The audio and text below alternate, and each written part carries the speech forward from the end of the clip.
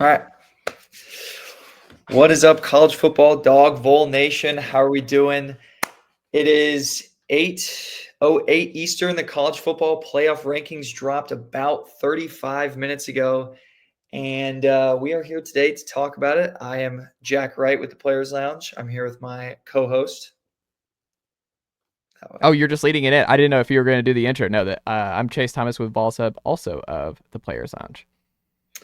Yeah. So there were some interesting things going on today on ESPN with the college football playoff rankings. There's a lot of new narratives to look at, a lot of potential college football playoff games that we're going to get into specifically with your Vols.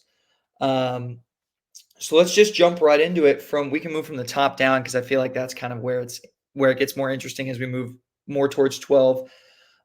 We saw the obvious come in 1, 2, 3, Oregon, Texas, Penn State. I don't think anybody really has any arguments with that in terms of where we're seated from last week. And then 4 and 5, Notre Dame, UGA, also pretty much exactly what we thought was going to happen. But in this 6 to 12 range is really where we get our interesting narratives, our interesting storylines. At 6, we had Ohio State come in just one spot ahead of the University of Tennessee. And I'll kind of let you lead the charge on this one of what your thoughts are, just because I know a lot of Tennessee fans are obviously going to be pretty upset, believing they should be above Ohio State as they just lost to 6-5 Michigan or 6-6 Michigan at home. Yeah, I mean, it's something that I've talked about on my podcast and written about and talked with family and friends about it. It's kind of been this looming presence coming out of the Vanderbilt victory.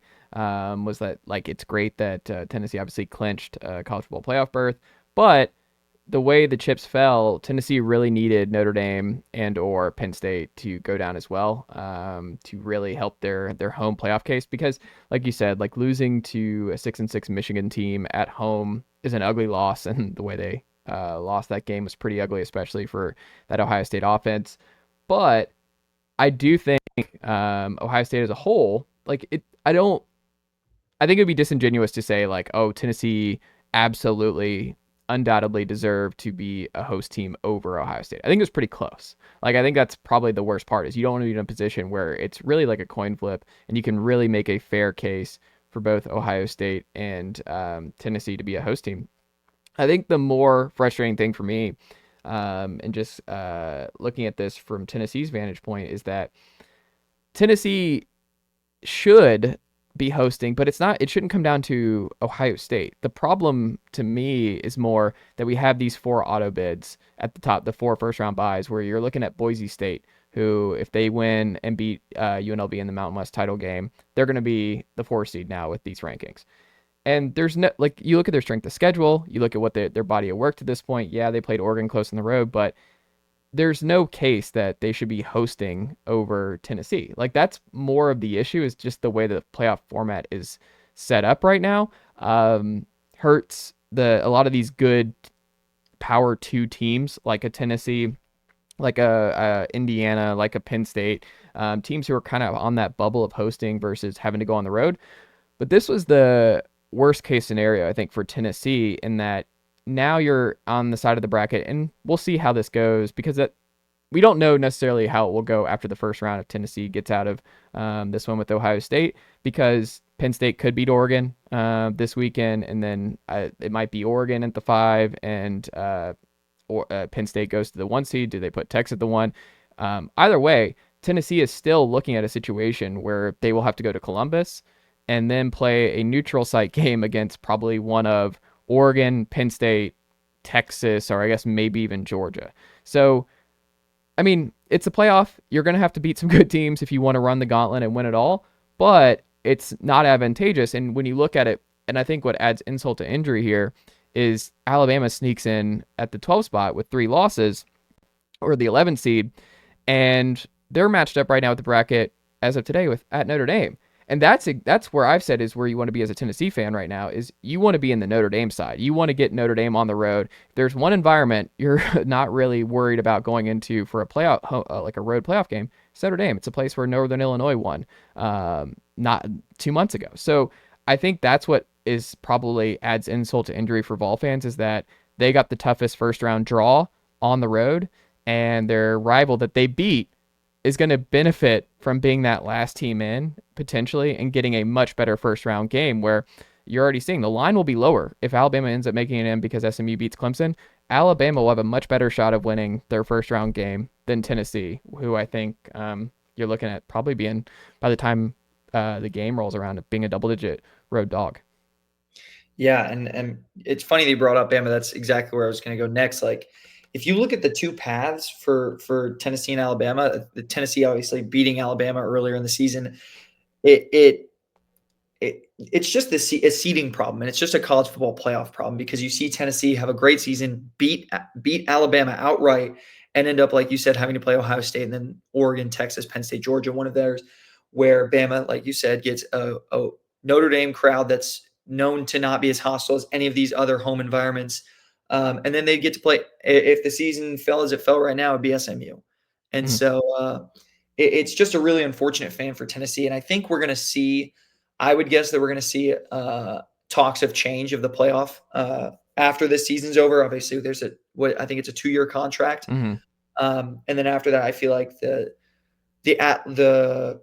group of 5 team, I don't think we'll be able to get that first round bye coming up after this. I feel like that just throws a wrench into things that is super unnecessary.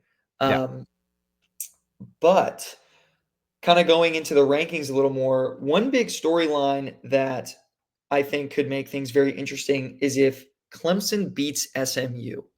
So if Clemson beats SMU, we're looking at Clemson currently right now sitting at 17 after their loss to South Carolina. Mm-hmm. SMU sits at number 8.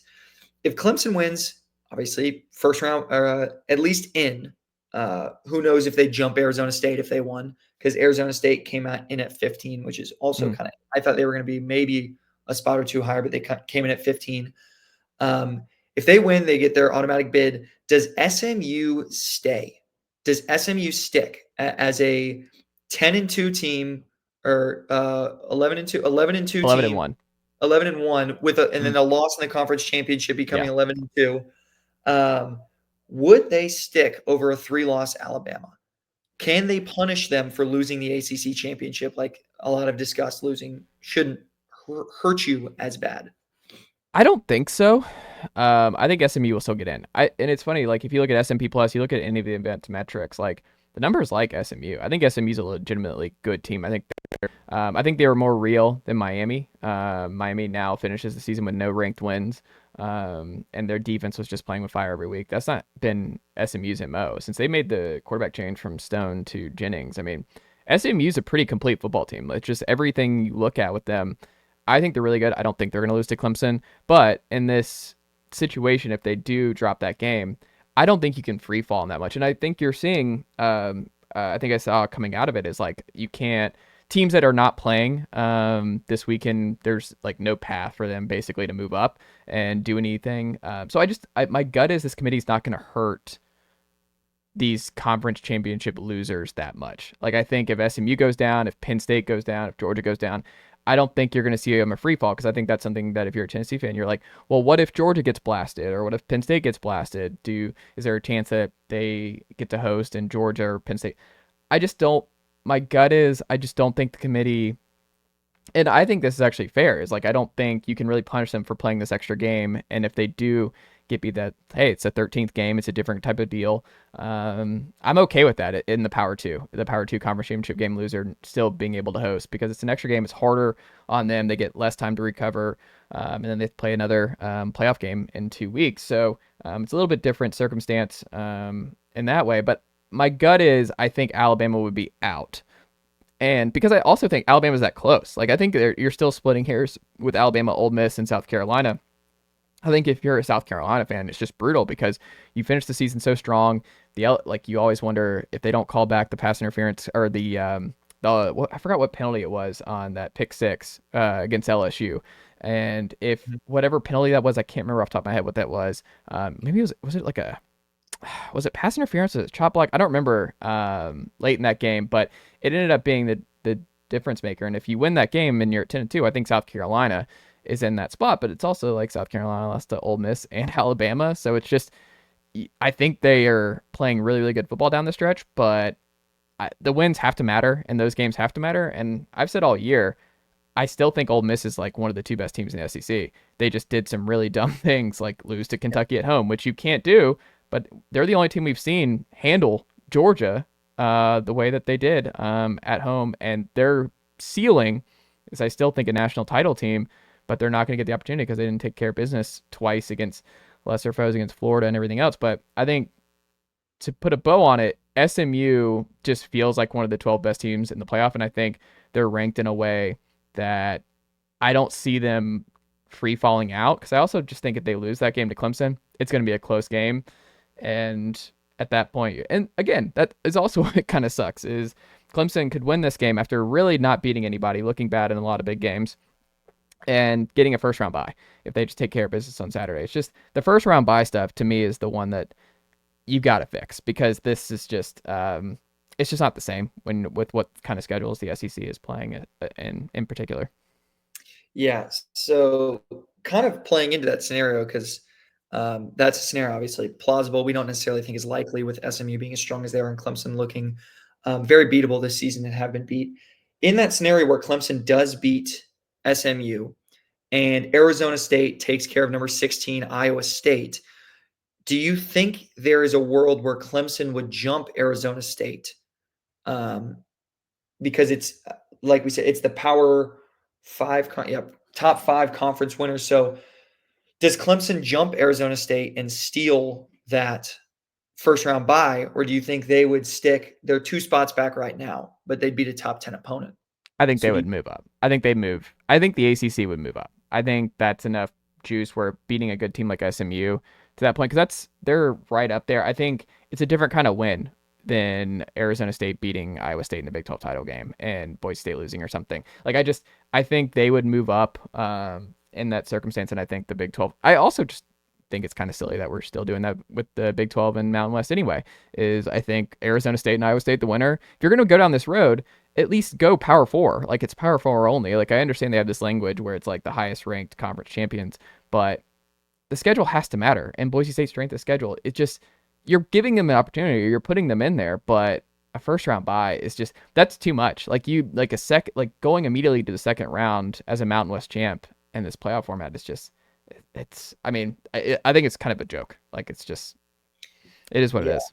I mean, it's just frustrating for some of these teams who play so much harder like such difficult schedules, like SEC teams, Big Ten teams, even like a couple ACC teams here and there who schedule some good out of conference games. Like, you play this schedule and you work really hard to win these games. Even if you lose a couple, you're still earning yourself a top 5, top 6 spot, just to get taken by a team that's best game on paper is a loss to Oregon by 3. Mm. So it's just very frustrating as a general college football fan to look at and say this just isn't right. This doesn't seem fair, which is why I said I think in 2 years' time the playoff system is going to be different. At least I hope so. Well, we It just need to should. get to the point where it's like, just do like top 16, just, and seed them 1 through 16. Like, just have your whole reasoning, whatever, but then just scheme it up 1 through 16, best 16. I mean, if you're a conference champion outside of the top 16, you probably shouldn't be in the playoff anyway. Right. Just Because it's not like, like Boise State can't win the playoff. Like, they can't run the gauntlet. Like, or Arizona State, Iowa State, I don't think they can win. I think it's going to be really, really hard for a non-power 2 team to ever win this kind of format with the amount of depth that will be necessary to run this kind of gauntlet. But yeah, it's crazy that we did all this playoff work and we're going into first year of the playoff, and already we're looking at a crazy situation where Boise State gets a first round bye and a pretty enviable path over a lot of really good teams who are going to be behind them. yeah, I mean, not this is no knock to either of these teams, but they get a first round bye. Not only that, but they also get either Arizona State or Penn State as it stands right now. And Mm, not a knock against Penn State, but Penn State is not one of my most feared teams in this playoff. And they would get them in the second round after they get to play Arizona, or in a crazy world, they get Arizona State. yeah. And it's just it's hard to imagine. I mean, they end up in a 4-team playoff after that in the semifinals, and it's hard to imagine a team like that making a 4-team playoff in years past. Yeah.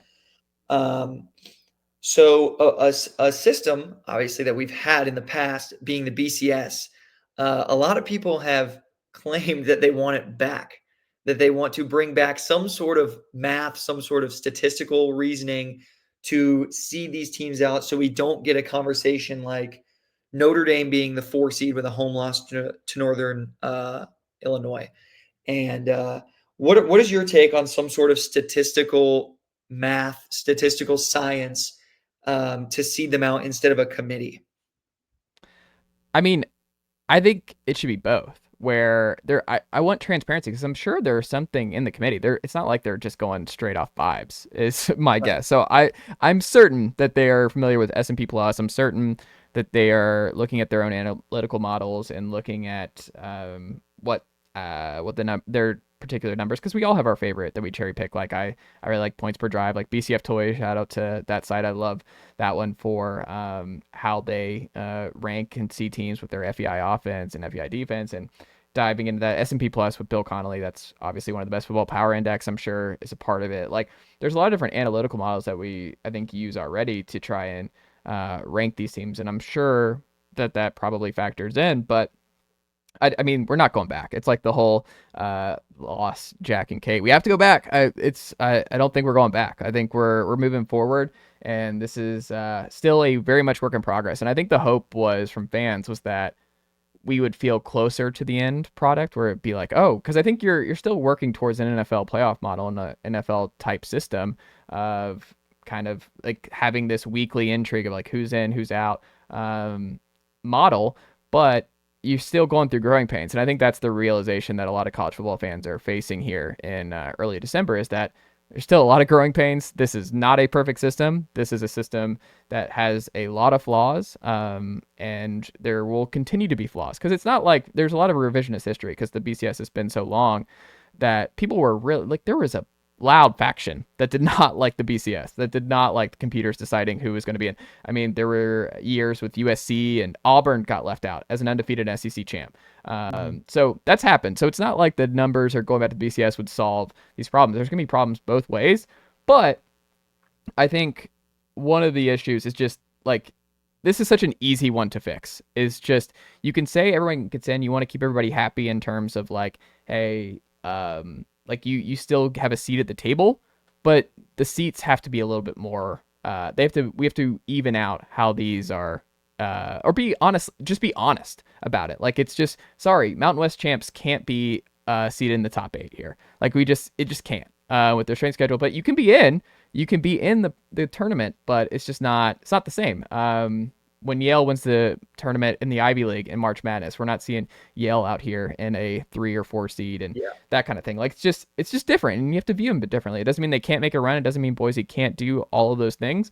But I think we have to change the structure in terms of who gets ranked where, the first round bye structure, and how we have to have an honest conversation about what it is week in, week out for SEC and Big Ten teams, and what it's like for everybody else. And until we get that, it's just going to be kind of a mess like this.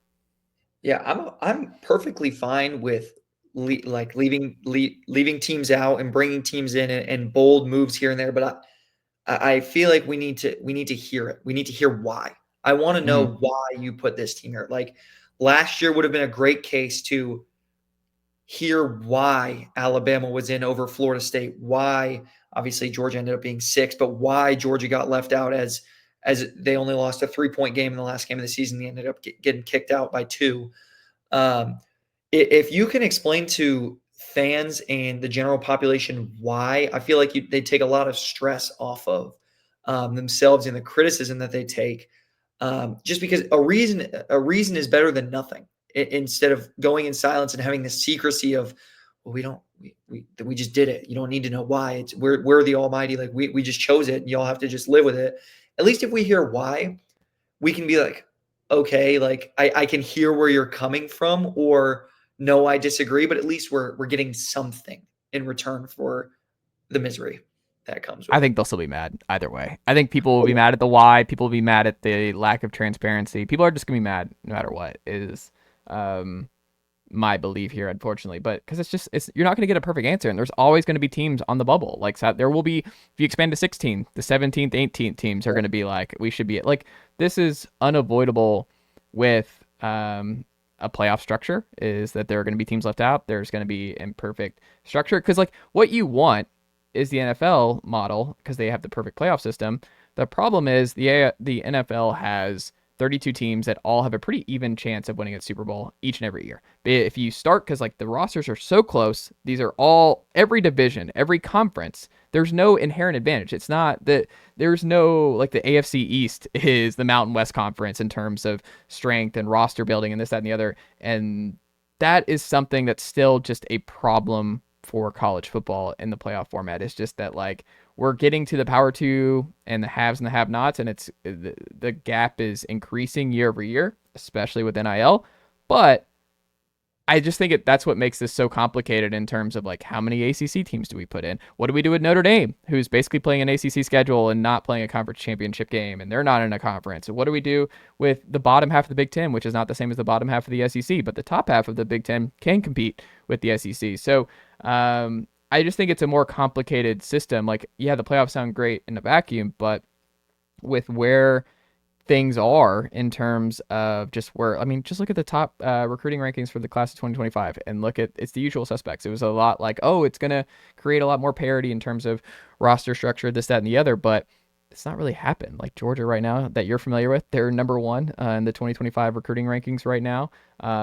I think I've seen that before. So I think that might continue to be a thing, and the haves continue to have and the have-nots don't. But I think we're doing these last little bits of like trying to keep everybody happy, and it goes in the face of logic where we're like, okay, I get wanting to keep Mountain West members happy. I get wanting to keep ACC members somewhat happy, especially after what happened to Florida State last year. But we also have to honor conversations, and it's why like I respect the committee for dropping Miami out of it because they could have kept Miami in there and kept all the SEC teams out for that final spot. But they didn't, and I'm sure the reasoning or a lot of it was, look, there's no way to explain no ranked wins and them playing with fire for 2 months now. And look, that's just it is what it is, and there's no case to put Miami above an Alabama, an Ole Miss, or a South Carolina. So I respect them for at least putting them behind Bama, but I don't know. I think that's it's just a mess, man, and I think it's just going to continue to be a mess.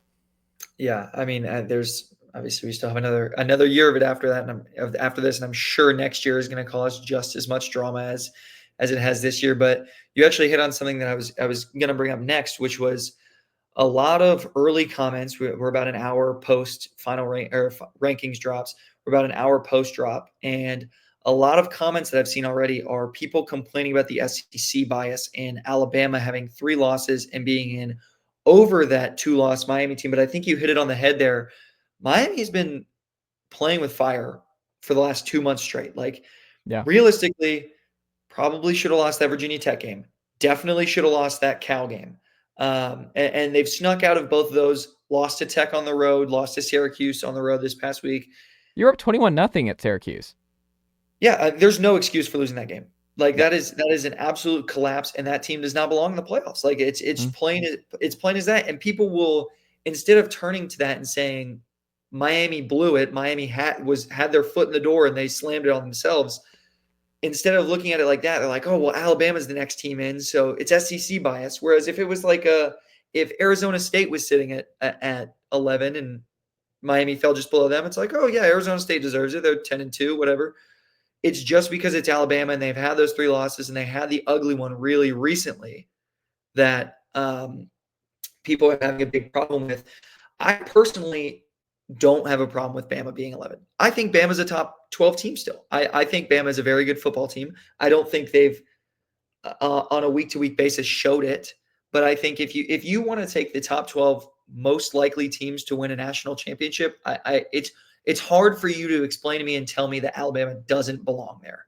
Obviously, the results on the field with the really, really ugly Oklahoma game Um, don't help, and the Vandy loss don't help. Um, but if you look at a team like that and you look at Jalen Milroe can win against any team at any time, in my opinion. Jalen Milroe is one of the most talented players in the country, and if you put him on any field against most teams in the country, he's going to be a difference maker. And if he's having a good day, which is most days, obviously he has his off days, but if he's having a good day, he can beat anybody in the country.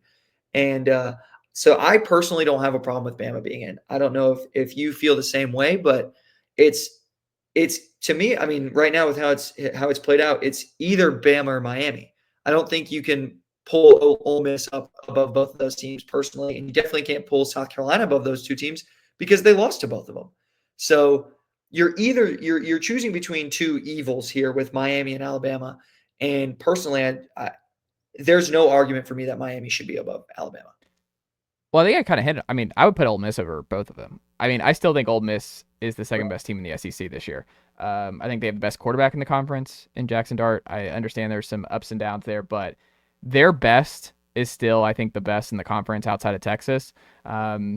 That defensive line's legit. They get after the quarterback. The way their style, when they're all healthy and they're all rolling, I think Ole Miss has the capability of winning 3 to 4 straight games down the stretch, and like that, they're legit. The explosive plays are there. Trey Harris, when he's there, he's been a chunk play guy all season long. But I think to your point, I look at Alabama where you're like, they're clearly one of the 12 best teams in the country. And I think if you look at how Alabama's lost these 3 games, and especially against when they got swept by the state of Tennessee this season, is that you look at those games and look at just what Jalen Milroe did on the ground. And it's night and day. Like, he had 20-something yards rushing total against Vanderbilt and Tennessee, and obviously was not able to do anything on the ground against Oklahoma 2 weeks ago. That's it. Like, when he is able to run the way he did against Georgia, and he is able to against LSU, and is really able to dominate the game in that fashion, Alabama can beat anybody. So I think they just have a very high ceiling where I think they can win a national championship. It wouldn't surprise me. It also wouldn't surprise me to see them get blasted by the first team they play, because when Jalen Milroe is not able to run the football, this is a completely different team. Like, this is a team, he makes mistakes, they get into trouble.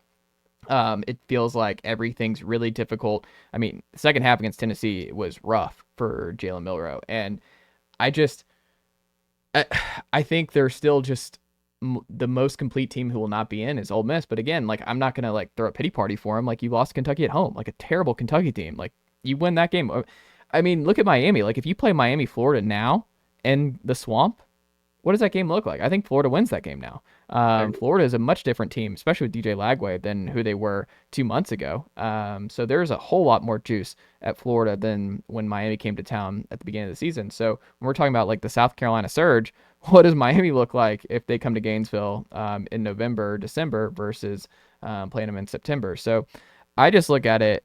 I think it's fine. Like, if you want to tell me that Bama is that team, I'm okay with it. If you want to tell me it's Ole Miss, I'm okay with it. If it's South Carolina, I'm okay with it, because they all have 3 losses, and you can't complain. Like, you have 3 losses. That's part of the deal. So if two of you get left out here, hey, win one of those games that you should have won. For South Carolina, that was LSU. For Alabama, it was Vanderbilt. This Vanderbilt team, you should have beaten Vanderbilt on the road. And if you're Ole Miss, you beat Kentucky at home. You don't have to worry about any of this. So you had all of it in front of you. You dropped more games than you should have, and this is unfortunately the fallout from it.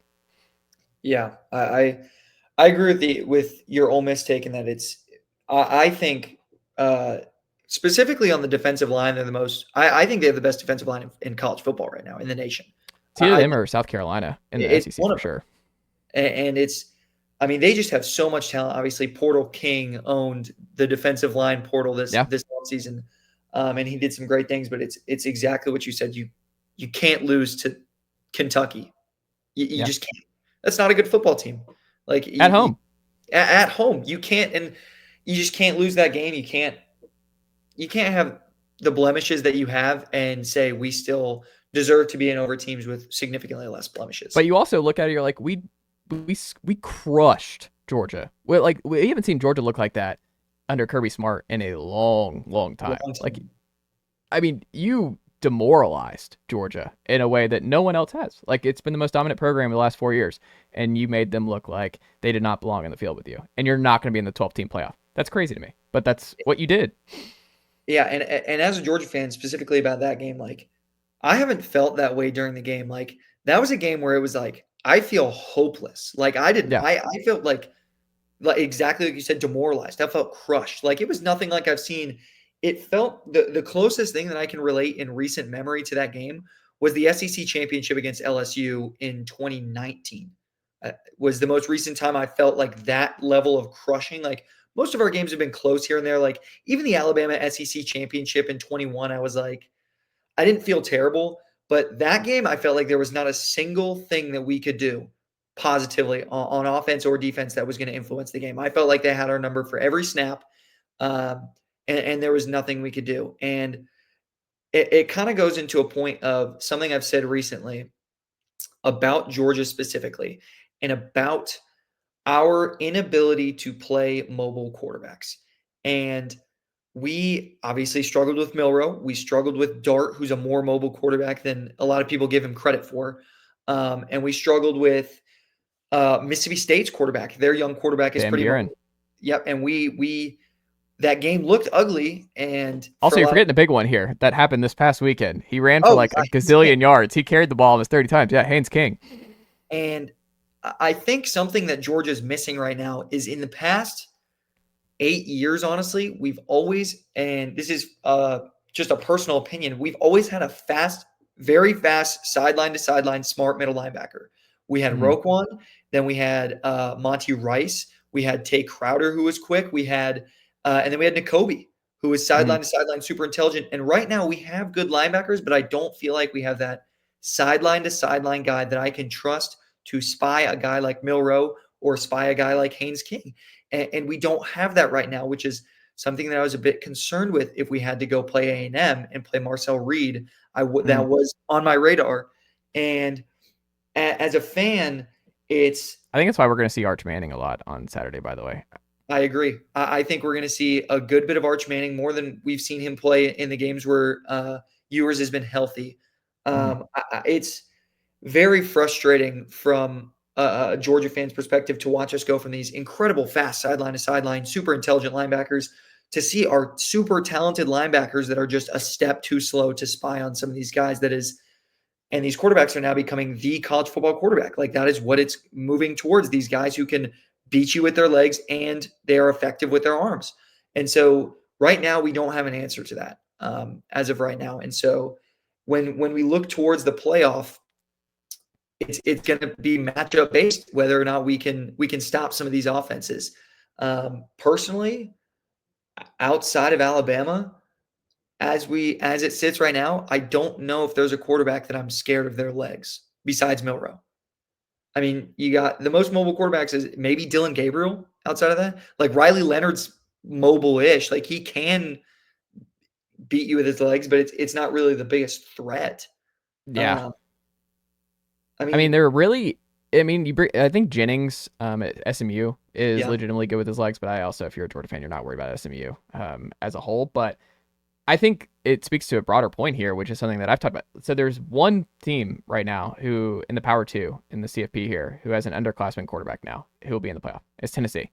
yep, Everybody else is upperclassmen. Like you look across college football right now, the teams who are succeeding the most this season, especially in the Power Two, have been veteran quarterbacks, upperclassmen. You look at Quinn Ewers Jr., you look at Carson Beck Sr., Jalen Milrow Sr., you look at Jackson Dart Sr., right there at the border, and Nico being a redshirt freshman, he's kind of in uncharted waters here, going 10-2, his first season, and he's playing his best ball down the stretch. Like I think right now he's playing a lot better ball than Will Howard to this point. And I mean, I think the hype was just so high at the first part of the year that the growing pains kind of changed that a little bit. But Nico had a really, really strong 4 quarters of action against Vanderbilt, and he's the last 20 quarters as a whole, dating back to the second half against Alabama, have been really, really good for Nico. And I look at that and like one of the things that surprised me about Tennessee, I mean, he ran the ball a lot against Georgia, but it wasn't as many design runs as I thought Tennessee was going to have him run against. But part of that was just, they like the injury stuff coming into the game, and like you were kind of wondering what that was going to look like and how they're going to use him. But I do wonder if Georgia got matched up with Tennessee in the second round in this instance on a neutral site. I do wonder if we see a lot more Nico using his legs, because he was using his legs significantly more than I thought he was going to against Vanderbilt. And when he has that dimension, you see it. Like, you can see what makes him a 5-star recruit and what makes him a potentially really special quarterback at Tennessee is that he's got the arm talent, obviously, but to get this hyper offense to where it can run the table, he has to take off like Hendon did, because that was one of Hendon's best strengths. Is Hendon was super super smart at reading the defense, but also just knowing when to take off and like when to say screw it, like I need to go get 7 yards. And that is where Nico is starting to get to, and he showed that in a big way against Vanderbilt. So when we're talking about mobile quarterback in the CFP that could give Georgia problems, I understand Nico struggled at times, but it was also receivers weren't running open. Against Georgia, there wasn't really a whole lot for him to do. The tight end was the leading receiver for Tennessee in that game, but I think if they got matched up again in a second round game, I think Nico would run a lot more against this Georgia team than you saw the first instance. Yeah, especially just with the health concerns no longer being a problem. I think that was definitely a hindrance to Tennessee's game plan against Georgia, is that they just didn't know if he was going to be able to be as effective as he can be. But I think that storyline in particular, the mobile quarterbacks and the younger mobile quarterbacks specifically, is a story to watch for the SEC next year and the year following specifically. If you look around the SEC East in particular, you see these young quarterbacks who are real dual threats. You see, by real dual threats, I mean are effective, not necessarily run first. But like Lenore Sellers, you see DJ Lagway, you see Nico, not necessarily a freshman or sophomore, but Gunnar Stockton, who's next up at UGA as of now, is also a dual threat guy. The not in the East, but the kid Van Buren at Mississippi State, like Arch sitting at Texas, like Marcel Reed at A&M. There's a lot of Deuce Knight might start right away at Auburn. Dual threat guy.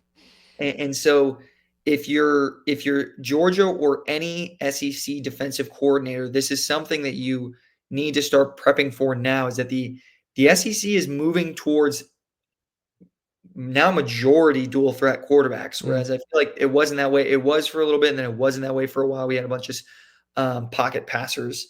But it's something that is going to be a major storyline specifically for Georgia, not to go back to them too many times, but specifically for Georgia, finding somebody who can step into that role that's going to be a fast middle linebacker that can track down quarterbacks and spy effectively. It's definitely going to be a storyline going forward. And I think next year specifically, and the year after, Georgia's rivals schedule is going to get very interesting. Well, I also am curious because I think part of the reason that this is more open is, like, you've seen this, I mean, with Georgia fans and how the up and down nature of how they've been about Carson Beck all year. Look around the conference. Like, how many Texas fans feel great about where Quinn Ewers is at right now? How many Oregon fans are in love with the Dylan Gabriel experience? Like, I mean, they almost dropped the game to Idaho early on. They were in a dogfight against Boise. He really struggled out of the gate. Will Howard, obviously not playing his best football. Drew Aller has been super up and down at Penn State. I think one of the biggest reasons that there's so much parity is, like, what CFP contender right now feels great about their quarterback spot. Like, I think Tennessee fans feel really good about Nico right now, but I think Georgia fans feel pretty good about Carson Beck over the last month. He's turned the corner, but you look around the conference, right, or look around the CFP, you're like, man, it's been a lot of just up and down quarterback play. More so it feels like than we've seen in recent years, where it doesn't feel like there's a lot of just Heisman. There's a reason that quarterback's not going to win the Heisman this year, and it's a Heisman-driven award. Is because Shedeur, I think, has been the best quarterback in the country this season, and his team's not going to be in the CFP. Yeah, I really think the only unblemished quarterbacks in the CFP this year, if there's more than one, is Curtis Rourke at Indiana. Yeah. I think he is the most unblemished quarterback in the college football playoff this year, and I think he has the most confidence behind from his fan base that he's going to lead the team to success, specifically at the quarterback position. So that's definitely a story to watch where everybody's kind of like quarterback position. I just think you're like, we'll see. It's a week-to-week thing, because the highs, like the highs of Ewers and Beck and Nico and Aller and Gabriel are very high. But it's just been, I think, it's been a lot more up and down and week to week than we've been used to. Yeah, definitely. Well, I think I don't want to hold you too long. I know Tennessee basketball is playing Syracuse right now, right? I think Yes, they they're. are. How's that game going? I haven't been able I to have it check. taped. I'm in this conversation, man. You've got my Love it. attention right now. I am jumping back into it after we get out of here.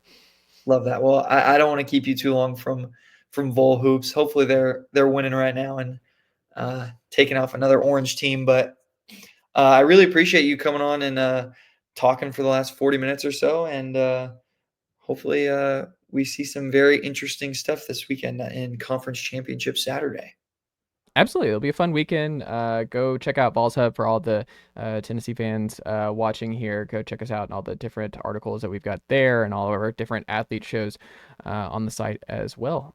So all kinds of good stuff for Tennessee fans, and also over there on the Players On for Georgia shows with Malachi and company. So yeah, we have all kinds of great content getting you ready for this conference championship weekend.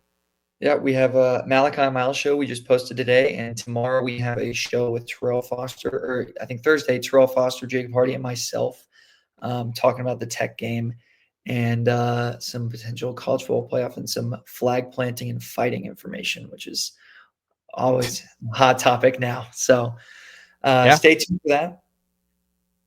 Go ahead. Oh no, yeah, go absolutely. There was a lot of flag planting drama this weekend, There and then will. clean old fashioned. Hey, you have this long embrace, very different than what we saw on Saturday. That was not a precursor for what was to come. Definitely not. But I'm here for it. I'm here for the drama, here for the entertainment. But yeah, we really appreciate y'all tuning in and watching. I will be back on Sunday night on Selection Sunday doing some more instant reaction stuff. Maybe Chase will be here, maybe he won't. We'll find out in the coming days. We shall see. But yeah, we appreciate y'all watching, and go Dogs, go Vols. There you go.